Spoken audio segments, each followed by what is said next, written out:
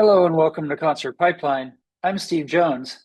Today on the program, we have a band called Weekend Friends. They're going to be playing at the Bottom of the Hill on January 24th.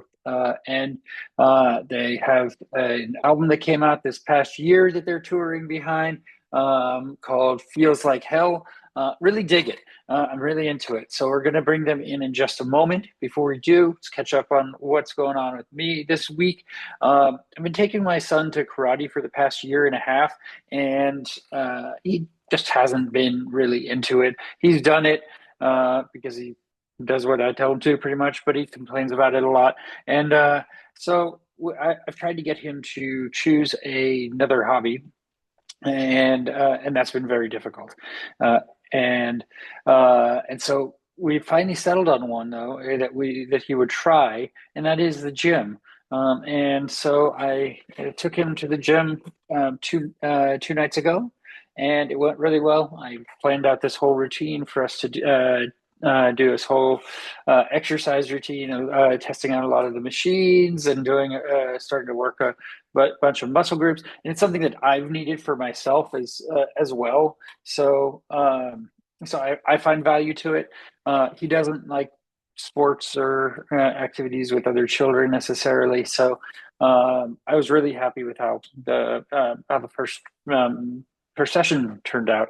And then I took him again the next night, and he really enjoyed it again. So I think this is going to be something that's really good for both of us. He's really excited about Stranger Things. He loves the show and everything about it. And they're having an event for Stranger Things at the library in Napa as the date of this that we're recording. And an author of a Stranger Things book that goes along with the series. Is going to be there as well, so he's going to get to meet him, I think. So he's looking forward to that.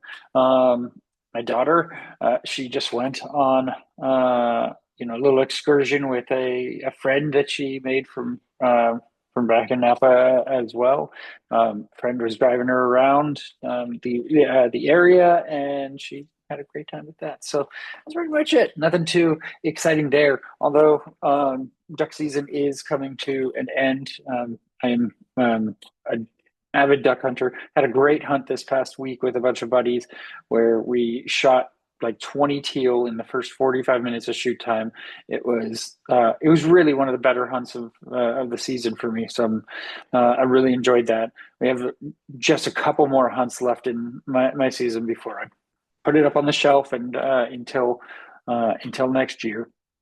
Until later this year anyway, October, end of October.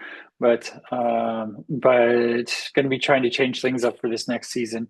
Maybe get a boat with some buddies and do a different type of hunting, which will be a new adventure. So looking forward to that. And in 2 weeks, and the format is doing an in-store record store performances and meet and greets, which signings of their new album, which is very cool.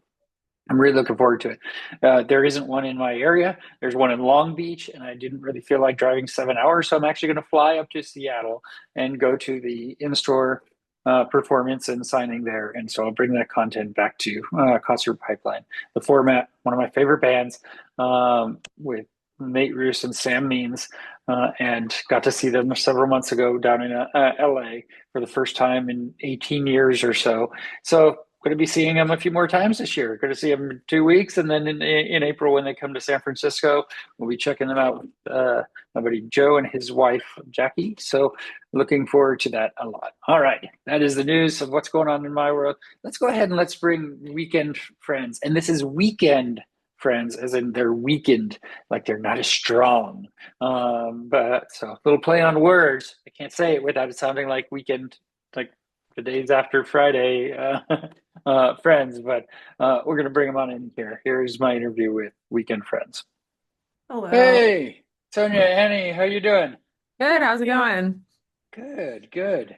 Kate Bush, I like the the Yes. shirt. My, Thanks. my my son is a big fan since Stranger Things. So Yeah, I've been a big fan for a long time now. She's one of my favorites. So, That's awesome. It's Nice. nice to see the youths getting into her. Yeah. Yeah. Yeah. Are you a fan of Stranger Things or Yeah, we watched it. Yeah, we watched the whole thing. Yeah. you okay with the ending? How it ended? I mean, I don't think there is I think for a show that of like that like legacy, there's no one's ever happy with an ending to like a show that big, like that kind Yeah. of show. Like it's always like there's always theories and this and that and like there's no perfect way. They had to wrap it up. They did their best to wrap it up. Yeah, it was entertaining. I was entertained by the show from beginning to end. So And what more do you want, right? It left it open for interpretation, right? yeah, it's Also. not like, With possible spin-offs. yeah, it's not going to change my life depending on how they end the show. It's going to end either way. The So first season was still the best. yeah, for sure. Yeah, yeah, exactly. There's nothing like it at the time, for sure. Now, so long ago now, too. So, I know. Yeah, it feels like forever. yes.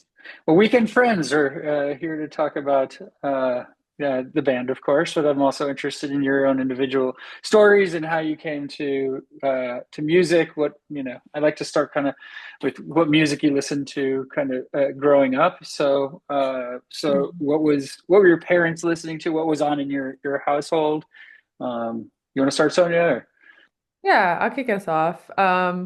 My dad's Classic rock. my dad is like classic, he's a big music fan. He played guitar in bands in the 70s and stuff. So big classic rock guy and like a lot of like classic rock, but also like Motown, soul, just like 60s, 70s era music was really big in our house. And for me, like just driving with him on like a Sunday, and I remember I'm from Toronto, and there was a program on Q107, which was like the classic rock station called Psychedelic Sunday. Um, and yeah, I remember like the host, I can't remember his name now. It's like not coming to me. But anyway, he had this like very like deep classic radio voice and it was Psychedelic Sunday. And like my dad would always have that on. It's like and we would go for like up to the park and like for a drive and he would like always quiz me on like what band's this and like who played this song and like what other band is this person in and like it was always this music trivia and I'm pretty sure the program itself had something called Riff Madness, which was like they would play a riff and then you can call in and guess what it was and like my dad would always be pumped when he like knew what it was and then I was like, "Oh, I gotta like learn what these are and so that was like my first introduction to like just music like awareness. Would your Um dad call in? Would your dad call into the radio station? no, never. He's so shy. Like and I just like don't think like he like I mean it was before cell phones, right? So like you have to like go to the landline and call. It seems like so tedious. But he should have. He could have won, I don't know, like I don't know what the prizes were, like $100 or like Leafs tickets or something, but It's a good prize. yeah. Right. Yeah. But yeah, you're continuing on. You were going to say, Yeah, so that's what started me off in music, like really just becoming aware of it and Likes music. my mom is also like musical and my mom's from Italy, so she's an immigrant and she immigrated to Canada in the 70s and so there was also like a lot of just like that era, like 70s, 60s, 80s Italian artists in our home. Which was like interesting. And I remember there's this one artist like Lucio Battisti, who's like this like the Beatles of Italy. He's like one of the biggest artists out there from that era. And such good songwriting and like really good like lyrics and um so listen to a lot of that. But then I kind of just like found my own like embarrassingly like early on, like probably at like 11 years old when I finally was like I'm gonna play music was like through like the Avril Lavigne and the Michelle Branches and like mm, that era of kind of just like pop rock, young, like feminine music. And I think I saw myself in those people. Like they weren't even that much older than me. And that's what kickstarted like I want to play guitar and wear like baggy pants and buy a skateboard era of my life. And from there, it was just like a trajectory to like keep finding live music and bands. And eventually I got into a lot of like indie rock stuff that was coming out of Toronto and just in general, like some hardcore music and just everything. I kind of was just absorbing everything and anything that could come my way. And it's kind of got me where I am. Yeah. Mm. nice. And Annie, how about you? Tell us your story. What was it like Um, for you as a kid? well, neither of my parents are musicians, but my dad loves music. So I've a similar, we have like a shared memory of like driving around with my dad, listening to the radio, and he would make me guess the genre. He's like, "What kind of music is this?" And he Yeah. wouldn't like tell me like he wouldn't give me any bullet points of what genre was what, so I would just Mhm. like throw out. Dads just love I'm a like, I quiz. know what jazz it is, so I'm gonna guess jazz. And he's like, no, it's rock. And you're like, this is the band So Alice in I Chains, was like too little to not jazz. understand what, yeah, I would just, it was like a fun guessing game. And if I got it right, it was fun. But yeah, my dad loves grunge. So like that, Mm. when I got old enough to like start absorbing what I was actually hearing, it was a lot of like, he loves like Alice in Chains was his favorite band, and Nirvana and Pearl Jam and all, and Soundgarden, like, not Soundgarden grunge. Yeah. Yeah, yeah. Yeah, It's in a yeah. world of like alternative rock, grunge, Yeah, new he's like a big metal. alternative rock guy, and my dad and I were buddies, so yeah, we listened to a lot of music together, and that really baked into my DNA, like the grunge, big guitars, big angsty vocals. But I was really at the mercy of what was on the radio, so I feel like I didn't find my music until like college, really, when I got my own laptop and could like download a bunch of stuff illegally, you know? LimeWire, yeah, Like, yeah. Yeah, like the There's torrent I statute type. of limitations has passed. It's okay. You can talk I about it. know. So. right. Yeah, it's Well, so there was brutal. it was a perfect era. So it was like 2005. And we were all on a network. Like our laptops were plugged into an Ethernet, so you could access everybody else's music library. This sounds ancient Oh, to me, You and bought I'm like a little younger than you, and I Somebody bought would. music, and then you could just go in and just like grab an entire album, and suddenly it would be on your Oh, I machine. remember you could. oh, Oh my God, it was a life change. Yeah, like I remember having I being able to just like plug my iPod into like someone's computer and like take it yes. from Yeah, their pretty much. library and I like took thousands of songs But from a friend's computer. Yeah, yeah, and absolutely. yeah. Yeah. I used to they didn't have it like blocked in any way. I mean, I always just like liked collecting things, so I would definitely buy CDs. I would like after school. I went in high school. I my school was like shared pretty much like a parking lot practically with a mall, and there Mhm. was like a cool record store in there. And I remember I would always like on Friday or like one of the yeah Fridays usually I would go buy a couple Mhm. CDs, and that Yeah. was fun. Whatever came out, whatever's new, just kind of keeping your eyes on the latest and greatest. Yeah, I remember they had those little kiosks where you can like play them and like listen. Oh yeah. That where you can like I remember you can go in and like listen and they had some already loaded or you could just ask to listen to the CD. So I would just like go during my lunch It was great because and I I'd be would like, listen I and want to make pick sure what I I like wanted. at least three songs Right, because you before didn't I buy this thing because you it's know so it was expensive. so expensive. Yeah. Yeah. But and then I remember I got my first ever like MP3 player and it was an iRiver. And it like I think you could put like 30 songs on it and it's like it was just like a digital screen that was like you could barely like read what the text was. And I was probably like in the eighth grade. I was like little when I got that and I was like pumped. Yeah, cool. I got two albums on this thing. I can Yeah. Great. And like the era of like the mix CD where Mhm. you'd like Mhm. give your crush a mix CD, or I guess earlier that was like the mixtape. Now what do you do? A playlist, I guess? Yeah, playlist. You know, Yeah. it's not as romantic, I think. Let me No. airdrop you some songs that Definitely Yeah. not romantic. You could design the CD yourself, like drop Yeah. cute yeah, little yeah, hint yeah. of Spell things incorrectly if you were me with my dyslexia. yeah. Great. You're like, cool, thanks. Yeah, just Yeah, my interpretation. yeah. So, based off your answer, Annie, I'm guessing you weren't in any high school bands or anything. I was. You were, okay. I was, yeah. But I mean, we thought we were great, but it was just like very jammy, kind of like funky, rocky music. We were all just like learning our instruments, so we were just like every day after school get together and just play for hours and hours and hours. Yeah, it was the best. Yeah. We only played like a handful of shows. It wasn't anything like Yeah. serious or I'm sure if I listened to the music now, I'd be like, wow, there's Yeah. I a also feel lot to like do getting here. into being into a band when like I was in high school and like you're a little older than me, but like similar timeline as like a like female person was like pretty tricky because it was like it was that high era of like the emo boy scene Oh, kid I've got a great story. world of stuff and every band that was a band like I was in like the school band like the school whatever the ensemble, but any Sure. band that was like cool was like one of those bands. And like it was just like if you were a girl and you were like going to those shows, it was like assumed it's because you wanted to like date one of those like boys. And I was not about that. And so I like hard pushed against that like genre of music. I was like, I think there's like a couple good bands in this, but I think most of this is shit. And I like found I don't know if you guys everybody knows the band Metric was like a big one. Yeah. They're from Toronto, and I remember going to see them live, and I was like 14, and it was like immediately changed who I was as a person. I was like changed my perspective on what live music was, changed like my role and what I thought live music could be. And then I like found friends who like liked the music that was more adjacent to like that scene. And then like finally in like the 12th grade started like a little like indie rock band. And I actually, weirdly enough, found a camcorder over Christmas at my parents' house. And one of the tapes in there was from like 2007 of like our rehearsal.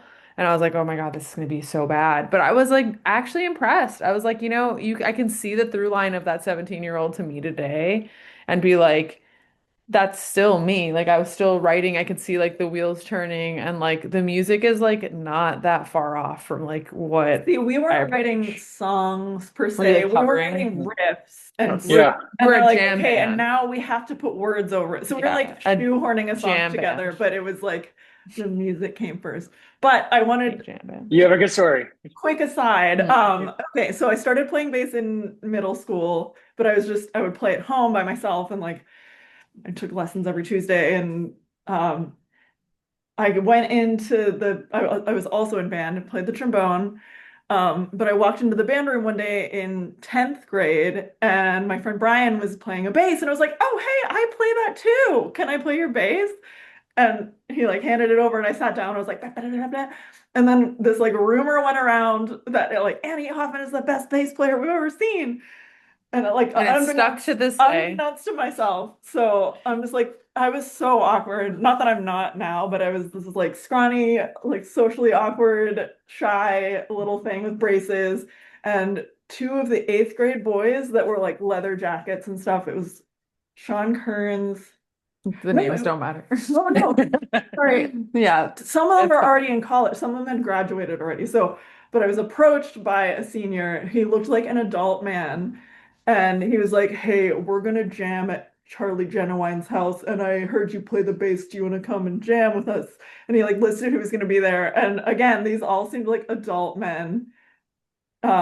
So I was like, "Oh, okay, yeah, sure." Is this the story about Lent? Yes, Oh it my is. God. Okay, so my dad like helps me load up my Oh my God, gear the and longest drop. story. Sorry, I need to paint a Your picture. dad helps you load the gear. Okay. Oh, I'm Yeah. dropped off like this. I'm a little scrawny, nothing Can't little. do it by yourself. I And I get get it. like dropped into this basement with these like grown-ups basically, and they were like, "Hey," like while we're setting up, they're like, do you want a beer?" And I was like such a good little kid, and I did not Yeah. drink, but I wanted to be cool, so I was like. So I cool. was just like scanning through my head of what to say, what to say, what to say, and this is what I came out with. I was like, "Oh, no thanks. I gave it up for Lent." Which is so Was it actually Lent time? Like the time? But, It was wow. okay. but It worked. I It like how worked. you're wrecking your brain oh, for a way out. You're like, how do I I'm get like, out how of do I get this? out of this? How do I look cool? Why don't we Yeah. bring Lent? I gave it up for Lent, and they're like, "All right, yeah, whatever." They like didn't So care, but I just like made it way worse. yeah, that's bad. Yeah. Anyway, yeah, that was my story of like playing in a band for the first time. You were playing bass in the basement. Yeah, bass in a basement with With like No some beer. like no college beer. kids, and I was trying to be cool. Did you Fun. have? I mean, I'm sure you had a great name for the band. That one did not have a Mm. name. We didn't really do anything except like get together a handful of times and like jam Mm. for a few hours. We never played a show. Yeah, that one didn't have a name. My other band, my eventual high school band had a horrible name. It was called Lumber Ghost, all one word. Yeah, not good. Yeah. What was your band? I don't remember. Color by number. Yeah, it was like something stupid like that. But then I mean, the only other bands I've been in are like the band I was in before this and like that band. I was kind of just like, I mean, it's always just been like I've never been in a band where I wasn't just like the front person or like it wasn't like my creative started as like my creative journey. Uh, Yeah. So, You are you. so it's kind of like you can almost argue that all of those bands have just been like the same band with like different members and iterations and like, I mean, I feel like until this band, I mean, like you're an integral part. I'm walking. I'm not gonna put a little, like you are, but in a sense, it's always like I mean, But this is like, yeah, wouldn't be the same without you, Annie. So, yeah, we love Annie. yes. And so, how did you meet? How did you come together with Adam? Yeah, so we started back in 2015 as a band.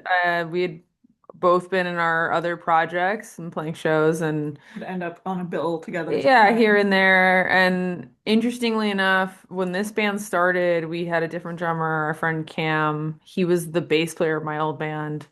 And up until 2019, and then Adam, who had been the drummer of Annie's old band, joined the band in 2019 when we parted ways with Cam. And that's kind of how, like, yeah, just being like New England music, little music scene here between like the Portland, Maine, Boston pipeline of artists, and yeah, that's about it. Yeah, we played a couple shows together. We weren't like friends. We were like Musically acquainted, musically yeah, where you're like acquainted. friends at the show, but like weren't hanging out. We followed each other online, Yeah. and then I thought like you were a great bass player, so I was like, all right, see if you want to play some music. Yeah. Yeah.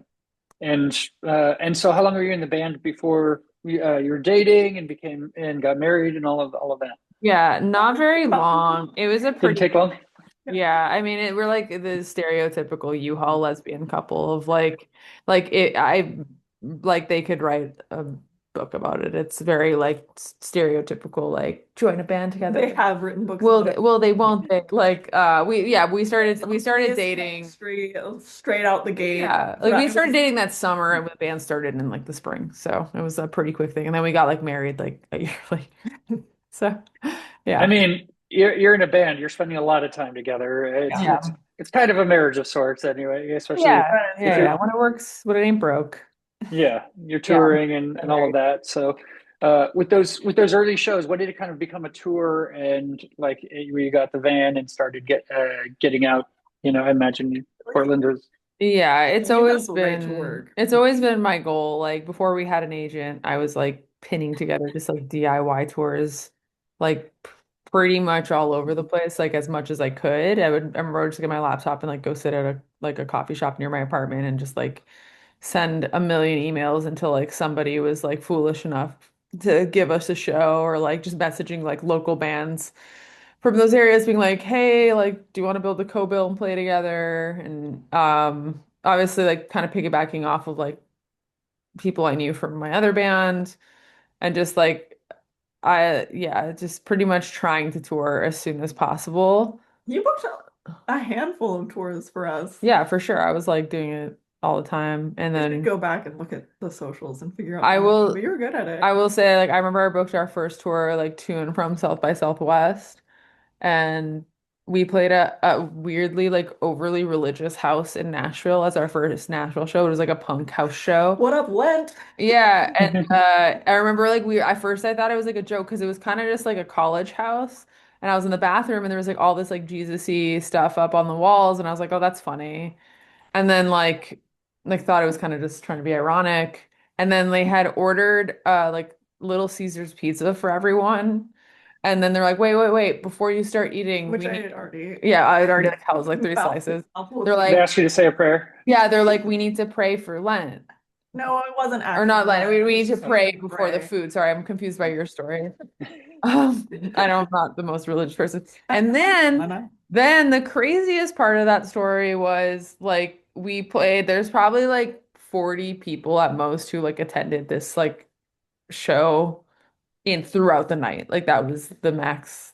It was a Uh, living room, I was so in a living room. We had already played, and I'm like sitting on a couch, and then like this like really cool group of people like entered the house and they're like we walk in I'm like whoa they all have really cool clothes that girl has like the really cool tattoos in they her were hair very I'm attractive. like very attractive very put together like very very very cool and I'm like rotting in a Bucky shirt like on a couch like melting because it had been humid and we'd It been just was like out so all humid. day and I'm like they're just rotting away and then they like cross my path and then like the cool girl like gets up on the couch and literally like has to step over me to get to the other side like like in my mind holds my head to like steady herself, and she's like, "Oh, so sorry," and like walks over, and I'm just like completely not paying attention to the band playing, like just like these people are so cool.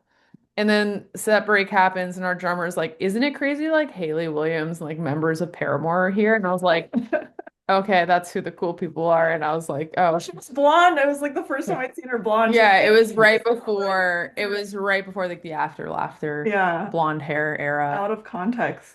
Yeah, It was so it weird. was weird, but yeah, this house of like 40 people, and like four of them were Paramore. I was like, "That's Did pretty did you cool." chat with them and No, I put myself as far away as possible from them and left them alone because I was like, intimidated? I could never be that like annoying person who's like, "Hey, what about America Road?" Like I was just like, I don't know, just Yeah, like give him space. earlier in Cena's play, I you could tell where it's we'd be. probably for the best she didn't. I don't know what our sets were like back then.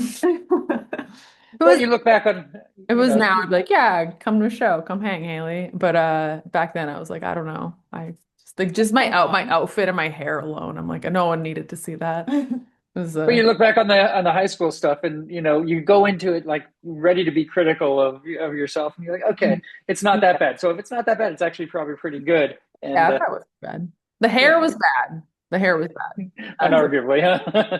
My hair is always like I feel like recently figured out what to do here. But yeah. But that was fun. That was a long No one goes home humming the hair. yeah, early tour days of Weekend Friends.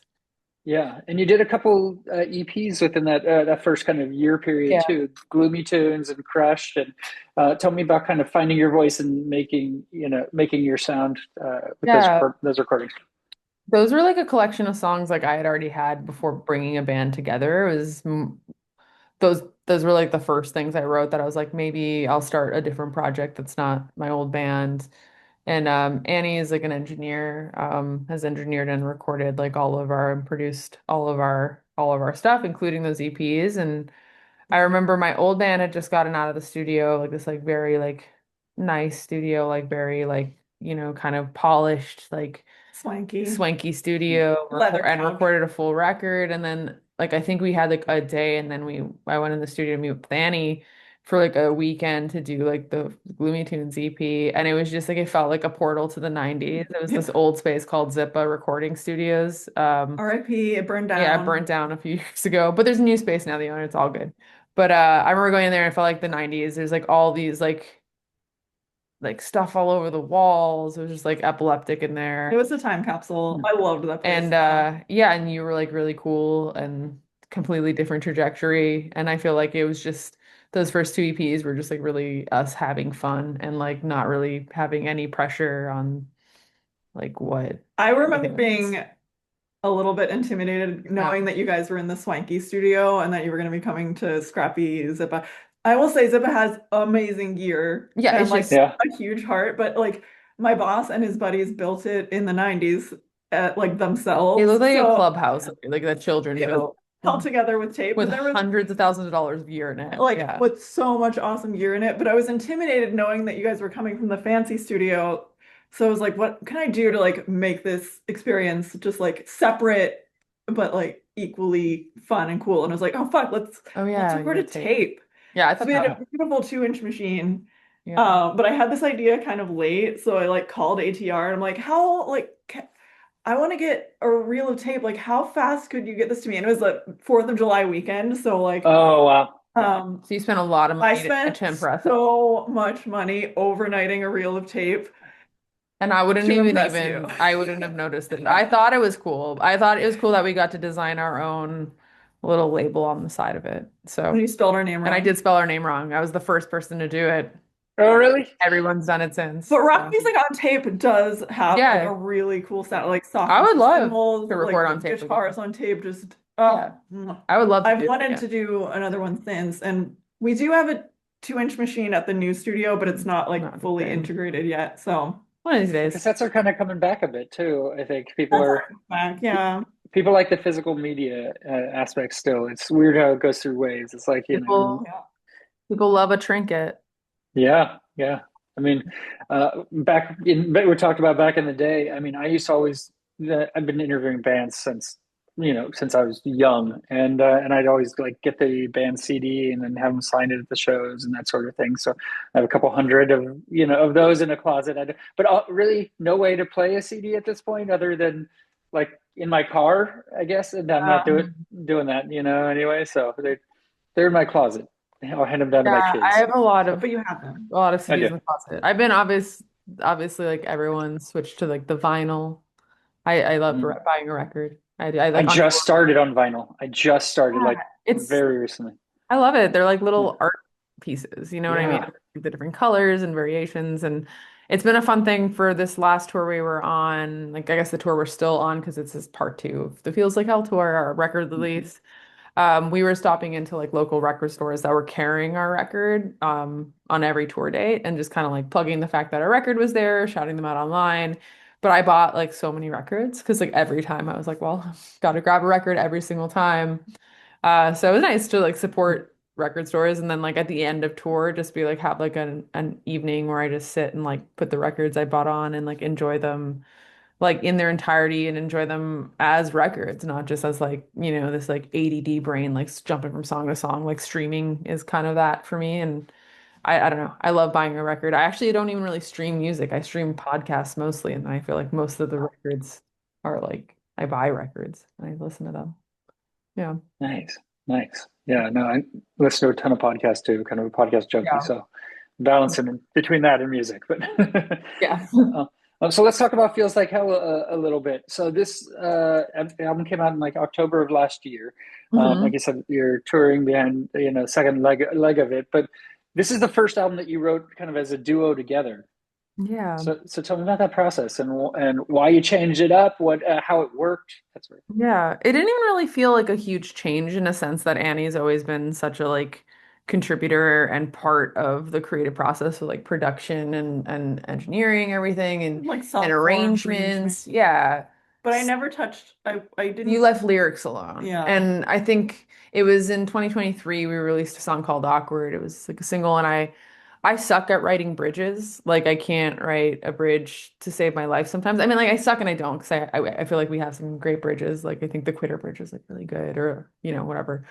But it's not my strong suit and it's like my place where if I'll have like the rest of everything figured out and I'm like and now what do we do with the bridge? And I remember we were just in the room with it, and I was like, well, like, what do you think should happen? And I started just kind of doing stuff, and you were really like involved with it and like Oh brought up yeah, I some wrote the lyrics. You wrote progression. the progression, and then you were like suggesting some lyrics. I'm like, can I say that? And you're like, yeah, just go for it, be vulnerable. And I'm like, okay. And it was just like an easy thing. I'm like, great. And so for these new songs, like anytime that was like stumped or like something was like not vibing, I was like, let's sit and work on them together. And that ended up being like really, really great and just kind of, took the ideas and like really covered all the bases. And I think you're very good at like pushing the idea to the finish line. Like where sometimes for me, I'll just like I add like a line that I feel is like kind of filler, and you're like, let's try to say that, but like more interesting, or like how does that, tie back to the theme of the song, and I'm pretty protective of like songwriting in a sense of like I think at the very early stages of it, it's hard to have someone else in a room because it can feel like a suggestion feels like almost like a shot fired or like and especially when it's like you're still just kind of like trying to grab that song. But for this record, it was just nice to get to a place where some of these just like came out of the ether together, like in the room, and just that comfortable like level. And it was great. It helped. I think it helped the record be what it is, and it helped us get to the finish line with it and make it. Yeah. Were there areas where you kind of were, a little bit combative towards stuff like no, this has to be this way. I have to have this lyric in. I mean, I am like hot-headed, I don't remember but I don't having, think I was ever like, no.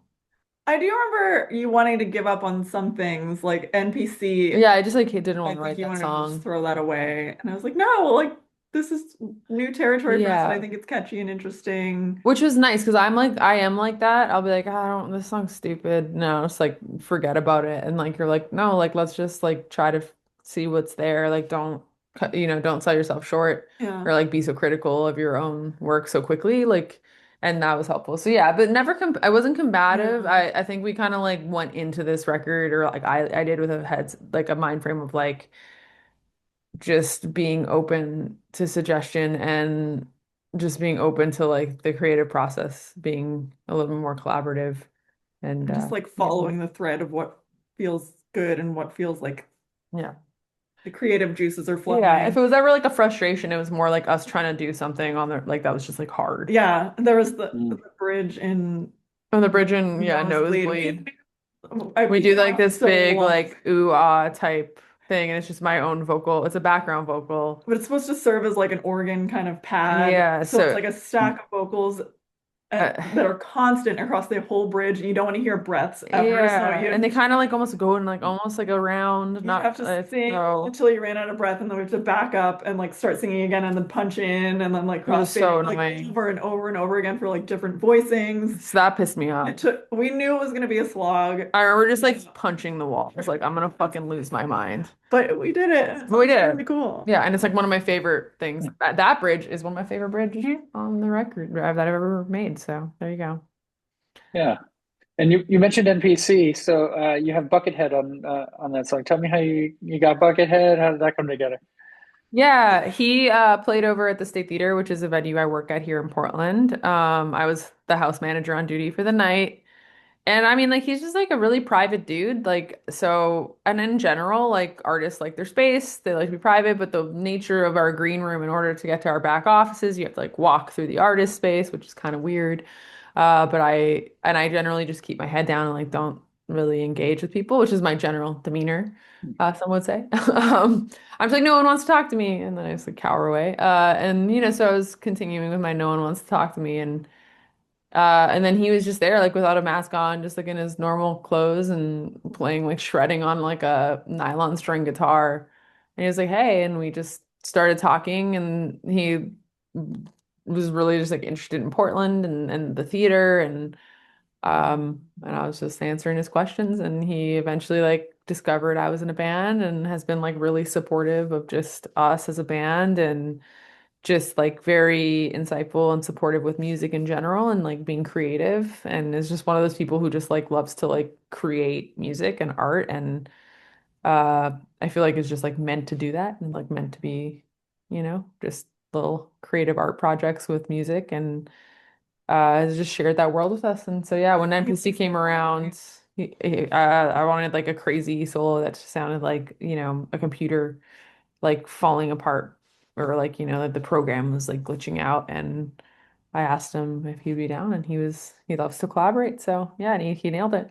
Sounds like, it sounds exactly like that. And I definitely cannot play that fast. So So how do you do it? How do you bring that one to live in a live show?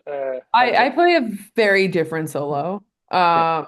But it's still fitting. It's like it's probably the solo that would have been there if we didn't have Buckethead there. And I still do like my solo. It's a very it's like catchy. indie rock catchy, like lead singery side of the solo. Yeah, it like hits the melody and plays around it. But yeah, I don't do the tapping, the really quick. It's crazy. I just it's too many We notes. did play, we played our Boston show. Our friend of ours, Jared, who can do like all Learned that crazy it. shit, he learned it like note for note, Yeah. and he joined us And for then the, we got to play with Buckethead in LA. yeah, Oh, nice. He had yeah, like he a came on stage. Buckethead and Friends night and we were the opener and he came out and did the thing. It was cool. Cool to make those connections and relationships, right? So, Yeah, it's, Yeah. it's a weird one I wouldn't have expected, but happy to have it. yeah, yeah.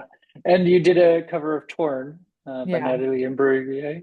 How did that come about? Is that some song you were into when you were younger? Oh Yeah. yeah. I mean, I remember being a kid and again, Toronto, Canadian, I would watch Much Music and I was probably like 6 years old or something when that song came out. And I remember uh not knowing then that I was gay, but probably like had a little gay awakening to that music video because she's just like so pretty and like stares into your soul. It's just like the close up panning of like her face. And I'm like, wow, I can like look into those eyes forever. And then the song happened to be like very good as well. And I think so it's always carried this place of like nostalgia to me. And then like once I was like older, I was like, "God, that song kind of like sends like it's like the lyrics are like intense for Yeah. being this like breathy pop song." I didn't have cable, so I was not familiar with the music video. But when that Mhm. song came on the radio, I would go into like a trance. Yeah, everybody loves that one. And then I was joking like I'd probably never do karaoke, but that'd be my karaoke song if I did. And I like watching other people do karaoke, but I think as like someone who actually sings, it just like doesn't make sense for me. Um, and then yeah, we just kind of we were like pandemic times doing a Patreon and we did like a poll to be like, what do you want to hear us play? And that was like a big winner. So we did it, and then we discovered it was also a cover.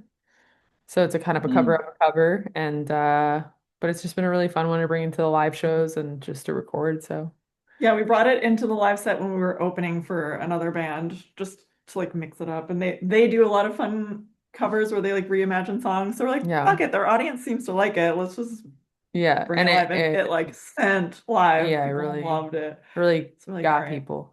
I guess we'll record it for real. Yeah, and Let's then do it. here it is. Are there other songs you like to cover too? No, we don't have any other covers. We did some for What the we'd like Patreon. Oh, to. we'd like to. Oh, I thought you said you like to Yeah. cover. You would like to, Would yeah. like to. We did a Um, really good Running Up That Hill yes, cover being Kate Bush, we did. That was for the Patreon for the before page Stranger Things. before Stranger Things. Yeah, but Mhm. we knew her before she was cool, and she also was cool before we were born. So I took Right. for Harvey Danger flagpole oh, sister. that'd be a fun one. We like Yeah, tried way, way, as way in back, and it was really. just like not happening. So we're like, I really like the song "Swallowed" by the band Bush, and I've like Mm. always thought that could be like a really cool cover. Yeah, just like that, like grungy 90s. I love that the second verse of, I mean, in their version, the second verse is just bass and vocal, and that's it. And it almost sounds like a studio edit. Like it almost sounds like there had been the band playing in the background, and then someone muted just the bass, and then they're like, wait, it actually sounds cool like that. Like, let's keep it that way. And I like stuff like that. So that song would be kind of cool to cover. There's another song called Savory by the band Jawbox that I like have always thought would be a cool cover. That's all I got.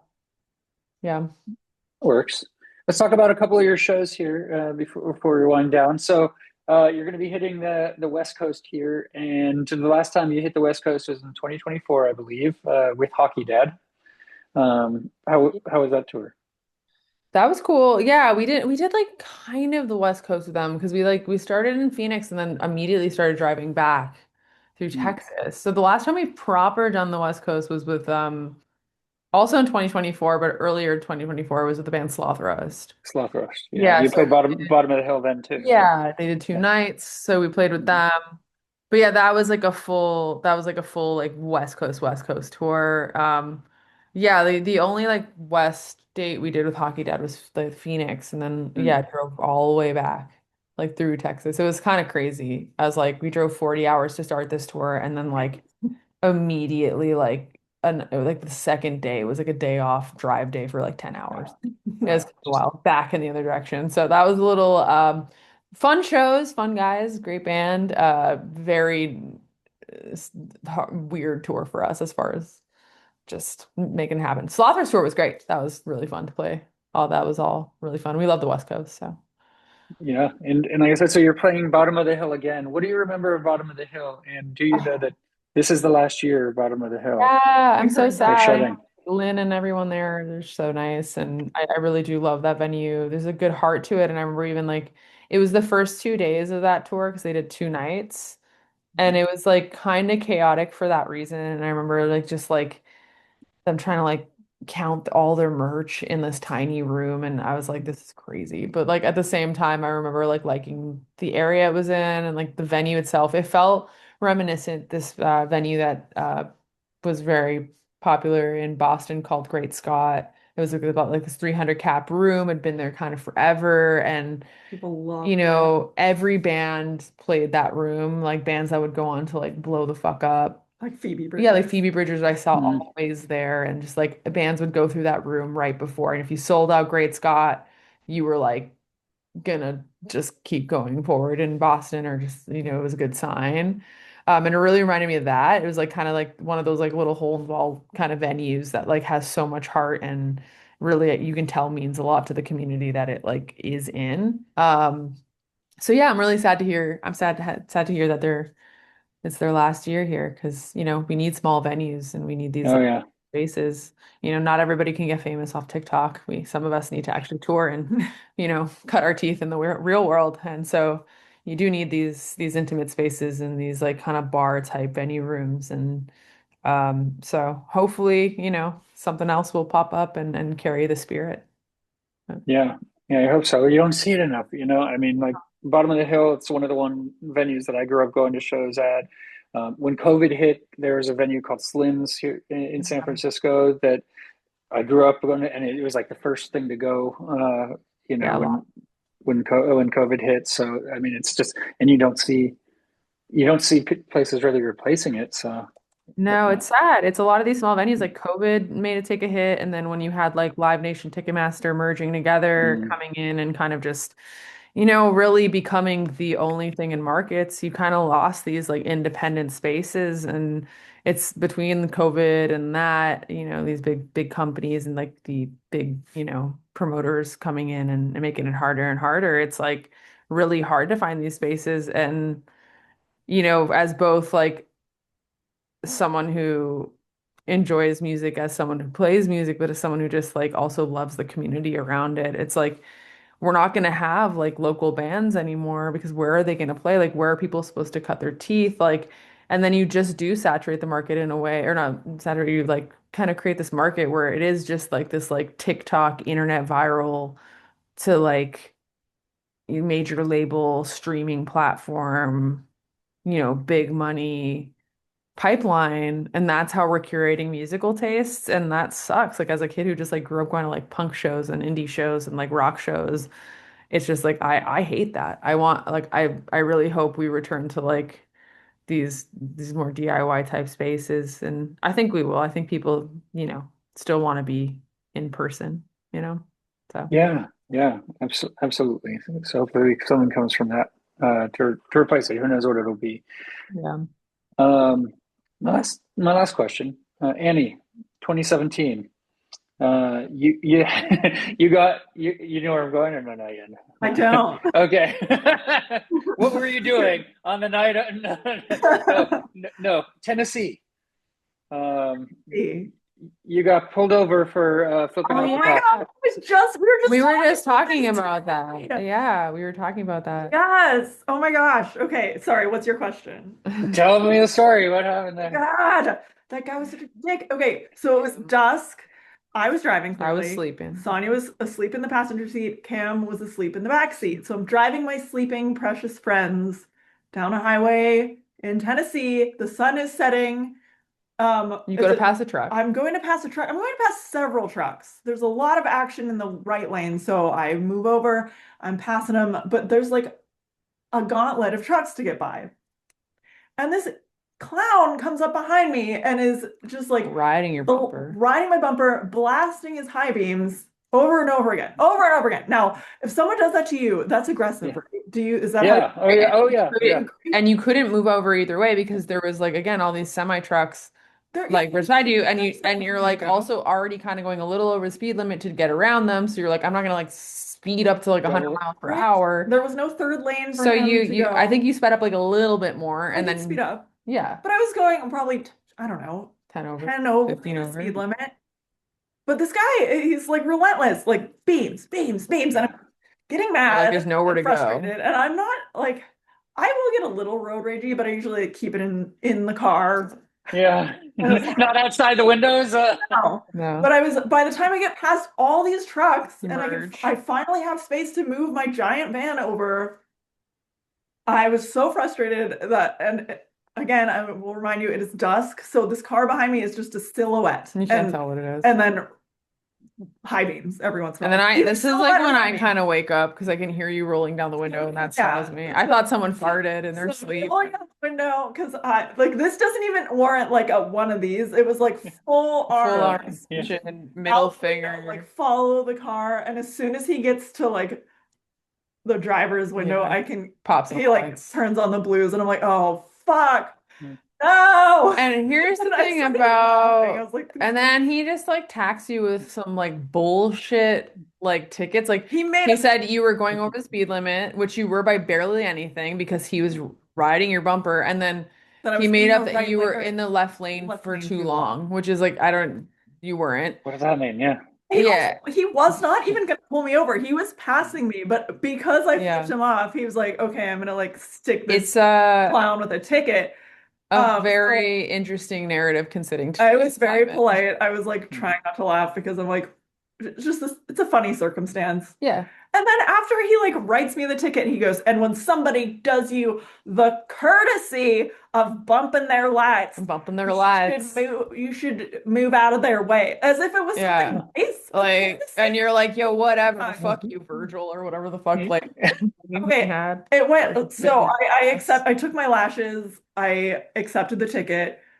I wasn't gonna fight it because it's in Tennessee. I'd have to like hire a lawyer. But then when it But what came, happened was when he wrote in the left lane too long, when they Yeah. put it in the system, they're like, that's not a there's thing. Yes. nothing for it. So the closest was driving the wrong way down a highway, and all these points got taken off my So license. you had to like, And I had to call the main like Department of Motor Vehicles, and they were so unhelpful. so, I called Tennessee yeah. Department of Motor Vehicles. It eventually got sorted out, but like, fuck that guy. Yeah, fuck that guy. Yeah. Yeah, Yeah. that's Like, bullshit. That's like it's classic like, oh, someone hurt your feelings and now you're it's an abuse of power. He like essentially just invented Yeah. something to like ticket you with because you flipped him off, which is not illegal and not a ticketable no, offense. You can, no. but just so the world knows, you can go ahead and flip off any cop you see anytime you Well, want. same state, so you can like fight the ticket, I guess. But Yeah, but yeah, I was thinking about him today. He came up today, and then I was thinking about how we put a poll on Twitter. Like, oh, who did guess, it? guess which one of us They all thought it got was pulled me. over for Sonia. That Yeah. was the same tour as Haley Williams. That was that we were driving Yeah. to Tennessee. We had just played that show. it's an action-packed tour. Yeah, It really is. It is. It wild was very stuff. exciting. Very exciting. Yeah. Yes. That's awesome. Well, I mean, not that you got the ticket, but had to deal with all that. But it's a story, you know. Yeah, I'm thrilled that you remember that. That's funny. Oh, that's a good one. I do my research. So, yeah, and to close out like this tour, also, I mean, let's give a plug for the Ally Coalition. You're part of the proceeds are going to LGBTQ plus youths and there. So, I mean, that's obviously a charity that's near and dear to your hearts, right? Mhm. Yeah, it's awesome to work with them. So on our last tour, we teamed up with them and we had local organizations, LGBTQA plus organizations, tabling at almost every show. And then with this one here, we're donating $1 from each ticket to go towards again local LGBTQA plus organizations that help the community. And I think it's great to have them on board. It's great to have them as a partner. Like we love all the work they do. So yeah, Ally Coalition, check them out. And we got pumped. Yeah. Awesome, awesome. Well, weekend friends, thank you for taking the time. I hope the tour is safe and that you don't run into any Yeah. cops that that are assholes. Yeah, I mean, I really hope we don't run into any, Yeah, yeah, like super any, cops out there. Well, yeah, or whatever. Yeah. well, Yeah. thank you. Well, Yeah, thank we're you. looking forward to it. Sonia and I are leaving Maine on Friday. We're gonna Yeah. start the 40-hour drive. Got to drive all the way over here to start working your way back, Yeah. right? That's the name of The the game. boys are the princesses. They get to like fly in. Yeah. Oh, must be nice. Yeah, I know, Yeah. right? No, I love a road trip. I mean, I'd rather be flying in, but Alone. no, I'll Not take gonna, yeah, not gonna make her drive alone. So no. Yeah. I offered. Yeah, it's a lot of driving. It's like 4 10-hour days. Brutal. that's a lot of time in the car. Yeah. We leave Friday morning from Portland, Maine, and we're aiming to be in Phoenix, Arizona by Monday night. So wish us luck. We can I do it. d- Weather You permitting. could do it. You could do it. Absolutely. That was my interview with weekend friends here on Concert Pipeline, and that takes us to the final segment on the program, the music news.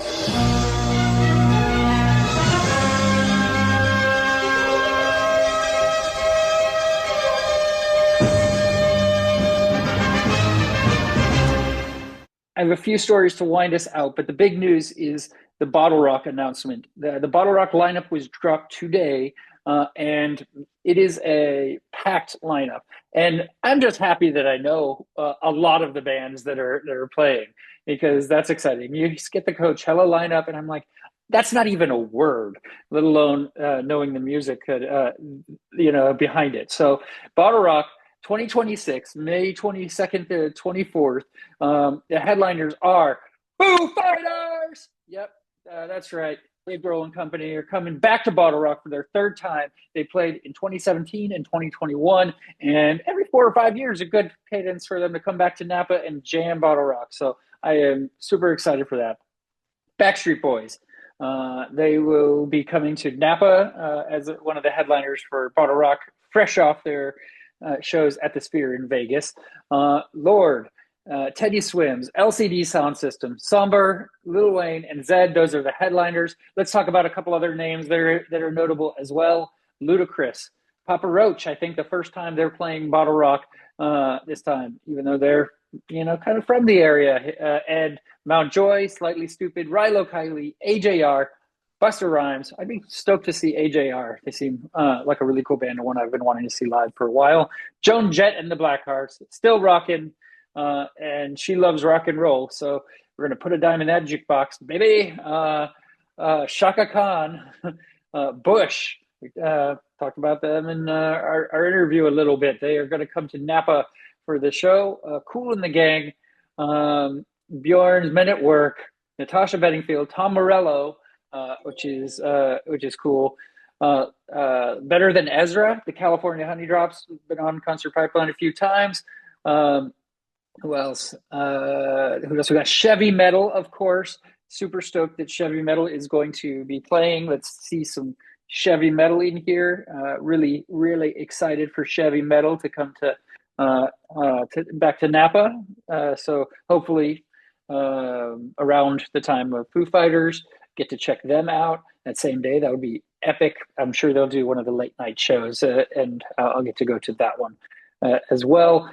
The Alive, got to have the Alive at Bottle Rock.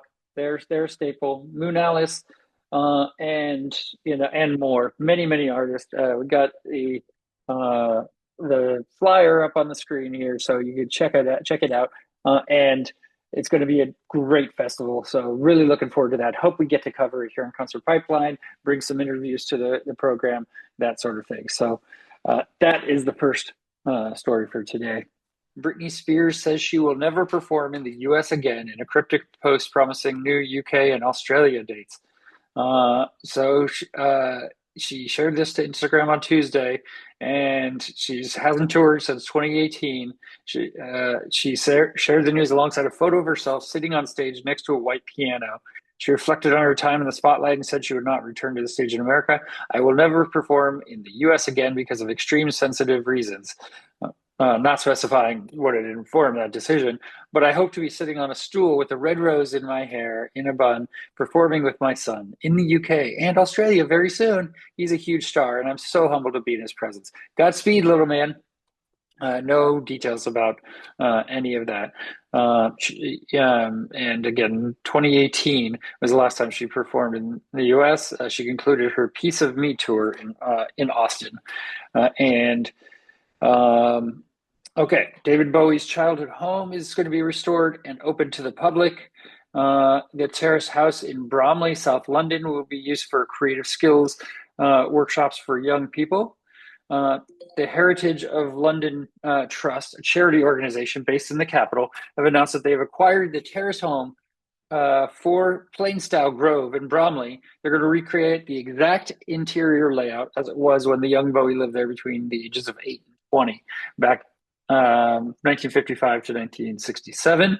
It's going to be completed late next year, and this was announced on what would have been Bowie's 79th birthday, as well as the 10th anniversary of his landmark final album, Black Star, which I really love. I love that album. It meant so much to me when that came out. I listened to it over and over again, and it was so powerful for him to release that. Right when he died, pretty incredible.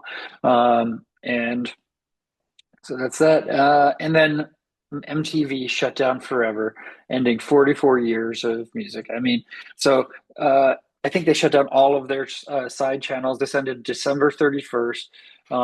And after 44 years, its last round the clock music channel shut down, closing a chapter many people grew up with.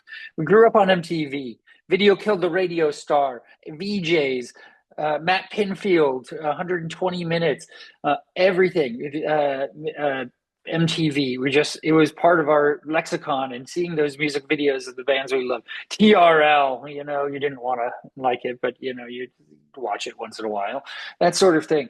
And they faded the lights on all of their programs. So there's literally nothing more music television. So that is our show for today. Thank you for tuning in. And for all of us here at Concert Pipeline, I'm Steve Jones. We'll catch you next time.